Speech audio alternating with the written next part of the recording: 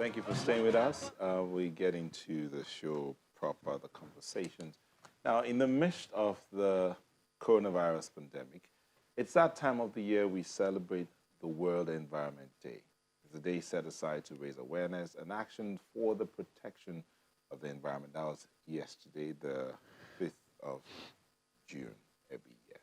Now, the theme for this year is centered around biodiversity, protecting biodiversity. All manner of things. Last week when we had this conversation, someone was talking about things that affect the environment. He said anthropogenic activities, the activities of man and animals, basically the topography and all of that affect the way the environment turns out. So how much of engagement, how engaged are the people? I was part of a webinar yesterday and a poll was put out there. How involved are Africans when it comes to the question of the environment? A poll was done. 50%, over 50% said Africans are more concerned about survival than about the environment. 40% said no, they are really interested in the environment. But let's see how we'll go today, getting all of these questions answered. Joining us via from outside of the studio is Dr. Nemo Bassi, an environmental activist. He joins us via Zoom. Dr. Bassi? Thank you there. Also here in the studio, we have Oluwasegun Benson, who's the CEO of Force Guard. Thank you for joining us. Thank you. Thank you for having me. Let me start out with you here before we go to Dr. Benson. Okay. What do you think about the question of biodiversity in our environmental space? Would you say we've even bothered to protect our biodiversity? Well, you see, everything in Nigeria has to do with the way we structure, our environment. The way we structure how we respond to the environment from the government angle. So that has affected a lot of response that we should be giving if certain structure was in place, from time, we probably wouldn't, the responses and the proper, how, I'm trying to look for this word, the proper response mechanism would have been in place. Therefore, we wouldn't have underlining, what do you call it? We would have done a lot of structure whereby we've taken care of so many things in the environment, and rather than. But there are those who ask, why do we? Because one of the things we're hoping to do is now, how do we engage people? How do we get the people more engaged? Do we have to wait for government response to even be engaged about protecting our environment? Yeah, you see, like I said, structure. You see, naturally, government cannot do everything. Government shouldn't do everything. Yeah, government shouldn't do everything. But then we've come to this. I think it's a Nigerian thing whereby a lot of people just feel the government should do everything, and people ordinarily are not, taking responsibility of owning the environmental space. From your recycling to your environmental habits in your house. So a lot of people just feel government should do everything. I mean, let me just give you an example now. The pandemic, there was a lockdown, everybody, in their homes. A lot of parents would have used that to sort of educate their children on proper waste disposal, in terms of sorting out your waste.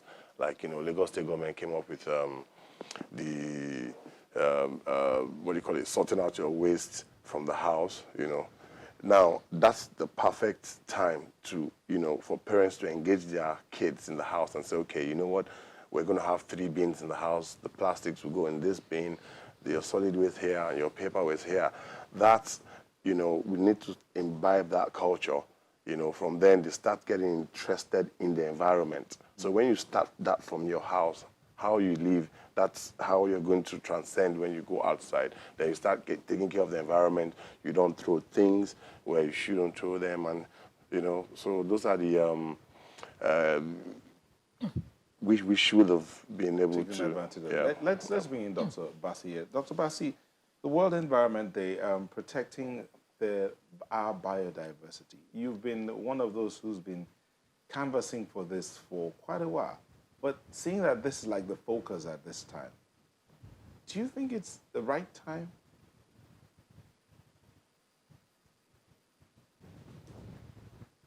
Okay, we'll still get back to Dr. Bassi. So, Shegun, first of all, one of the things you do is, especially in this pandemic period, you do disinfection and fumigation and all of that, as the case may be. But do you think that human activity, especially in our space, can actually be slowed down to give room to the environment? Yes, it all comes. It all boils down to how people respond to. I'll say the government.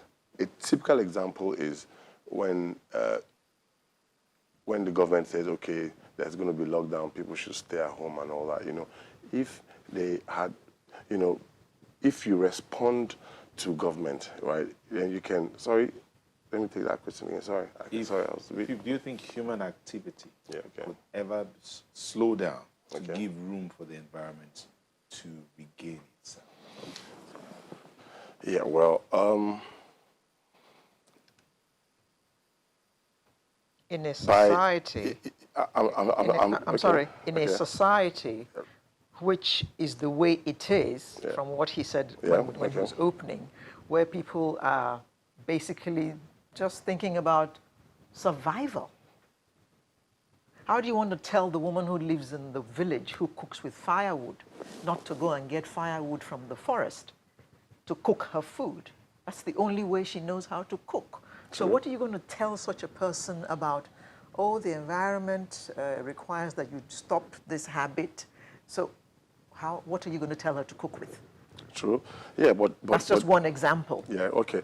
But then, like I said, government has a lot of role to play by creating alternatives. You see, sometimes when you restrict certain, when you have certain policies in place, you have to have a palliative, like an option, so that, just like what you said now, you know, as to going to, you know, using wood, government, you know, there's a time government is talking about how we should use gases and all of that, you know, and also, for me, it's an individual thing. You know, it's a mindset thing.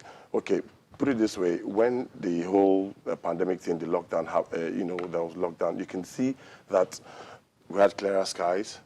You know, because of the you know, people actually obeyed. People stayed at home.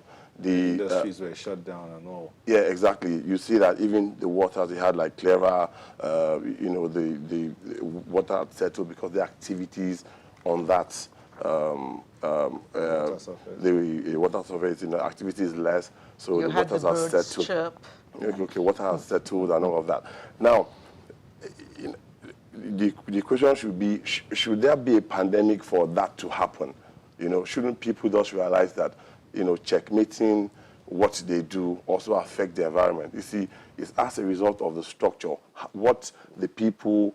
From time, if something is wrong, if you get something wrong, it's like a ripple effect. Okay, we'll go on a quick break, but while we're on that break, I'd like people also think about the fact that in some climes, if you cut down a tree, you could go to jail.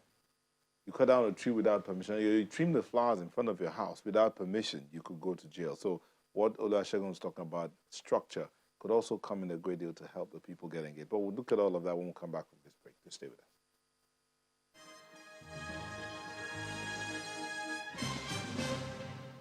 It's the 2020 World Environment Day, and according to the United Nations, the theme for this year is biodiversity, because the disruption caused by the COVID-19 pandemic is also causing harm to the ecosystem that supports human life.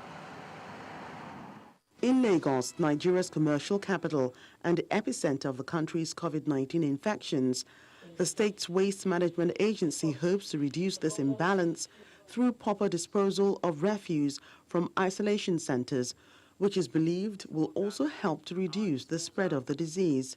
We have dedicated trucks that are servicing our isolation centers and all the hospitals that we're supporting during the COVID-19 period. I can assure the residents of Lagos that all the waste that we take from these isolation centers and treatment centers are not commingled with any other waste. We take them for proper treatment, and we ensure that we're doing so. Just like it was done during the Ebola time, Lagos State have a very good platform to be able to respond, and we're giving feedback to the Ministry of Health to ensure that we're doing what we need to do to support the government at this point in time. The agency also rolls out its new plans in achieving a cleaner Lagos. We are rehabilitating our dump site in the state. Over the next 2 to 3 months, we should have a recycling presence in all our 57 LCDA. The government aim is to ensure that at least we have a minimum of 2 recyclers per LCDA, that's 114.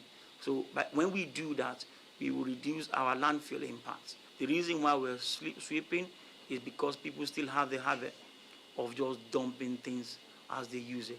No matter what you do, be it a wrapper of a sweet, be it a pack of gala that you've used, please think about the environment before you actually dump it on the road. Because at the end of the day, each plastic we have, it takes 450 years for them to decay. Norma says this can be achieved faster if residents sort out their waste before the refuse collectors arrive.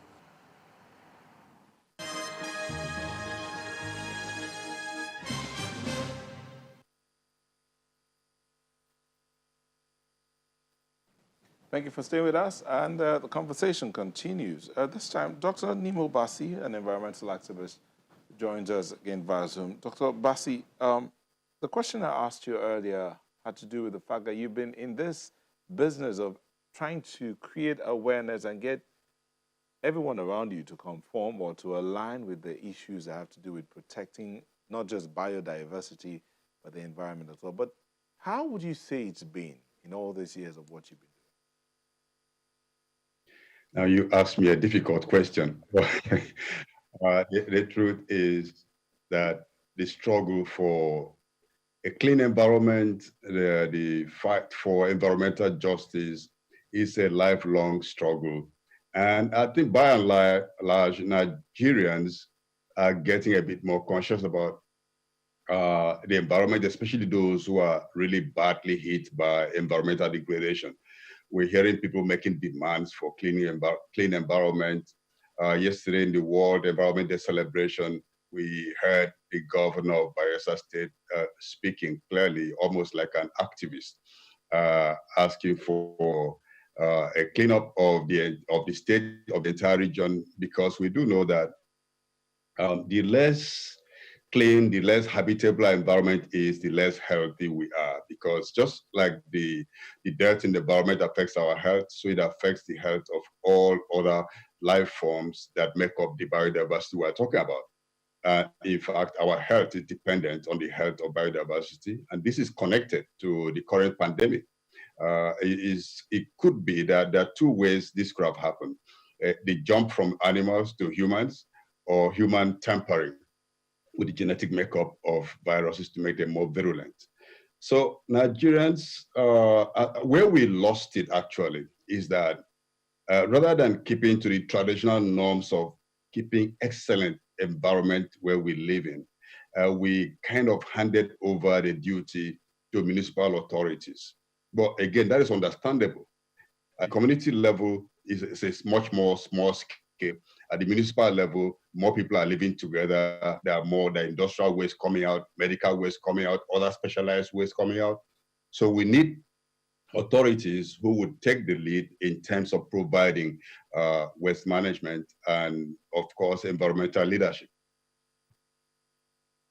Is government policy helping to preserve this biodiversity that you're talking about? Governments have a way of drawing up very beautiful policies, but policy alone would not bring about change except they're implemented. When policies are made, you have to make the administrative framework for implementation, the legislative framework for implementation. If they are just policies, And I've seen a lot of policies in the environmental sector in Nigeria. Every year, sometimes they're just there for a long time, then they pick it up and then review it and revise it, and then we'll put it back on the shelf. And of course, generally, governments pay very little attention in terms of revenue allocation for environmental sector. The various ministries of environment in our states are so neglected. And some states, a couple of states, I think, don't even have ministries in charge of the environment. As a nation, we didn't have any ministry in charge of environment until the early 1990s.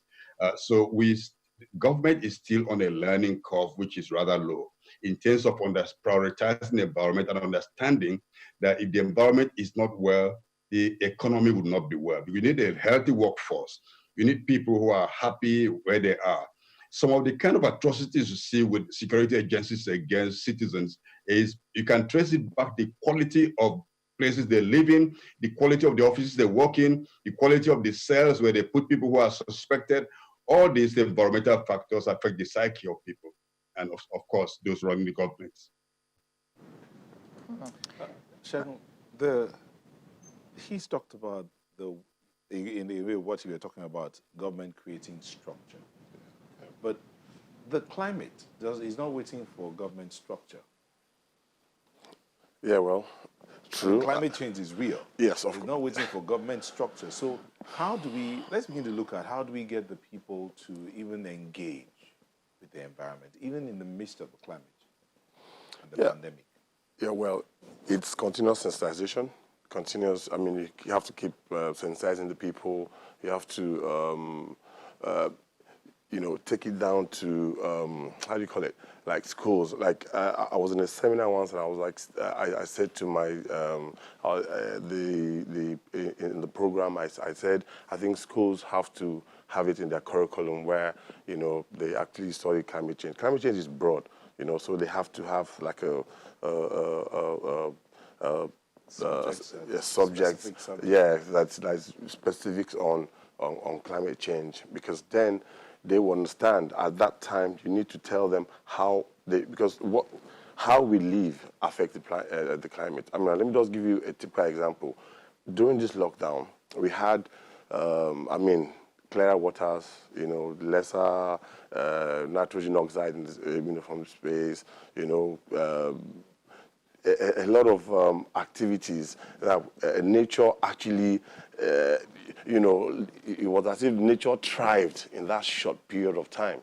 I mean, there was an article I read about from space, how clear the skies were in terms of the nitrogen oxide that's in the air and all that. You understand? So you can see that humans were the ones, contributing to all this, polluting the environment. However, if we now need to reorient ourselves, like a reorientation, and it has to be from like the primary schools, from the primary schools, because a lot of people, I'll use Lagos as an example now, a lot of people might not understand that it is their own action that leads to, it is one plastic bottle that you dispose of, incorrectly, that piles to that millions. So they have to imbibe that culture. So no matter the structure, even if Lagos State Waste Management Authority, no matter how, if you get 10,000 trucks, but the people themselves, they are to take the ownership of the environment. That understanding of the implication of your singular action, what do we need to even begin to get it in? What do we need to do to get adults? You're talking about primary school. You see, adults even understand that that singular plastic you drop out there, as you said, is enough to increases the pile out. Yeah.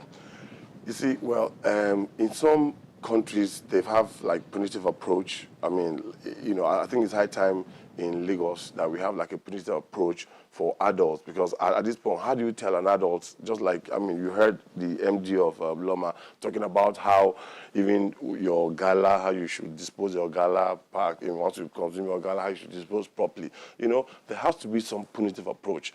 I can talk about Kigali. I went to Kigali because I was thinking, how did we get here in Nigeria? How did we get to the point whereby people are not conscious of the environment? So I thought it was the result of, oh, we're Africans, that's why we're doing this. So when I went to Kigali, they are Africans. They were not white people there. They were Africans. Yet, you know what surprised me? They would dispose their garbage properly. Whatever bottle of water, anything they drink, they dispose them properly. You understand? So it's awareness.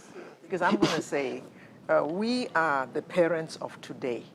When I was growing up, the only thing we knew about the environment was to keep it clean. Yeah. You swept your environment in the morning, all that kind of stuff. There wasn't too much refuse. There was no plastic bottle or plastic bags or water bags in those days. So even we didn't know too much about it. So we are now in a position where the world has changed, and we have to educate our children and even our grandchildren. Yeah. So we now have to be educated ourselves, albeit in old age. How much of that is going on? How much are we being taught so that we can teach our children? Yeah, well, I agree with you. I think the government needs to do more, in terms of sensitization. It all has, information, sensitization. Even for me, I would say the government should put in place a punitive approach to adults. I mean, how do you teach an adult what to do, what he should have learned like years back? How do you teach them? So there should be like punitive approach to this. Let's subtle punishment, community service for, back in the days we had like CAI, the war against indiscipline. If you urinate or something indiscriminately, you're brought to book. But now that is we not. didn't follow through on that. Yeah, but see, there's a lot of factors that has led us to where we are today. Now, Lagos State is the smallest state in Nigeria, yet the demography, the one with the most, we're like overpopulated. Yeah, we're overpopulated. Now, it's how do you checkmate, how do you control such a size of people in a small space? No, let's face it, how do you do that? So that's why more discipline is required. Exactly. Now, the government, they have to have like more drastic measure. I'm sure the governor, recently they did this, they rekitted the LAJEX, with, the environmental, I think they're responsible for the environmental enforcement for indiscriminate disposal of waste. Yeah, they need to actually give them that bite power. You understand? You see, like, when Lagos State had this traffic issue, last month came, and, there was some sort of like... even though that's arguable, but let's bring in Dr. Basi. But then they should, I think that they should add more bites to that, to that power, so that they can actually prosecute and just, not go to jail, but let them give them community service. Let them actually sweep the street. Let them pick, give them, okay, before I let you go, you chuck one bottle out of your window, you have to pick 1,000 bottles, and something like that. Okay, but you drop one bottle, you pick 1,000. Yeah, you pick 1,000 bottles. Do you think that would help in engaging the people? You drop a bottle out of your car window, you pick 1,000. I think that sounded quite interesting, but I wouldn't want punitive measures against citizens in terms of environmental issues. There are a lot of structural things that our institutions have to do. There are other ways of getting people to do what they ought to do. One of which is ensuring that producers, industries who make things like gala should use biodegradable materials to package their goods, so that when people use them, these things can degrade easily. They're easier to dispose and take care of. We can also, there are many things being done in other countries. You return a number of bottles, plastic bottles or whatever, then you get a token. People use plastics to pay for school fees for their children. They earn some income by returning those plastic stuff and not just throwing them away. So people can see the value of those things. But moreover, we should just, beyond thinking that the plastic industry must be encouraged to keep on damaging our environment, we can actually, that's why we should make legislation to stop the manufacturing of one-use plastics. All those bags, I get really disgusted. I'm going to buy a loaf of bread, It's already inside a plastic bag. And then the seller is insisting to give me a bag, another plastic bag to put that loaf of bread that's already wrapped. I want to buy pineapple, somebody's giving me a plastic bag. For goodness sake, we have to change our attitudes. And that is, we start by stopping. Countries that are less endowed, in quotes, than Nigeria have taken steps right here in Africa to stop the use of single-use plastics. But here we are thinking that if we do that, it will harm industry. So the overbearing pressure of certain industries on government structures actually hinder the change that we need to have quickly. That question, again, I'll take you back to the question of awareness. Oluwasegun mentioned it. And how many people do you think are aware of the importance of biodiversity to our environment?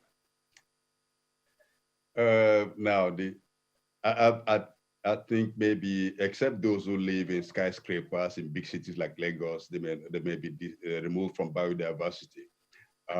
Most of a majority of our people in this country live in rural areas, and they understand that their life is intertwined with biodiversity. Take, for example, there are communities who have management principles where they take care of biodiversity. Certain animal species are protected, even where we don't have official protected areas. Certain species are not killed, are not eaten because they have other uses. Biodiversity is not just about food, it's about our culture, it's about religion, it's about, our spiritual balance, it's about a lot of things, about our just enjoying the visual interaction with biodiversity. And a lot of our people are very, very concerned about the quality of the environment they live in. I've seen this in very remote villages where certain things are taken there, and then people know that their life is at risk. People always have hope when so-called progress is coming. But at the end of the day, the good life is living in harmony with the environment. And so very a lot of people who don't have the kind of things we enjoy in cities, we think we enjoy in cities. They can sit out of their homes and look at the moon in the night, tell stories. In the city, we don't even know what night looks like. So the problem is more. Are you implying there's no hope for the city dwellers? No, that's not what I'm saying. The city dwellers, it's easier to reach them through television, like we're speaking now. It's better. You can reach them by radio, by newspapers. So, but these city dwellers are the ones who are driving the state of environment in the country. They're the ones who are unleashing these kind of activities that have to be halted. We're the ones contesting space with biodiversity. And that is why in the short period of the lockdown, wild species took over the spaces that they have been deprived of engaging in. Yeah, Dr. La, let me stay with you.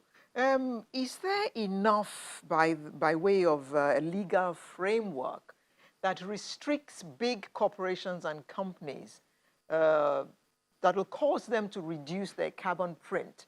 And I recall a few years ago, there was a factory that was taken to court or so for releasing effluents into just a normal gutter that went through a town.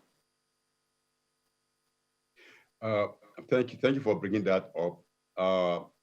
We don't have strict enough regulations to hold polluting corporations accountable. So we need strict liability.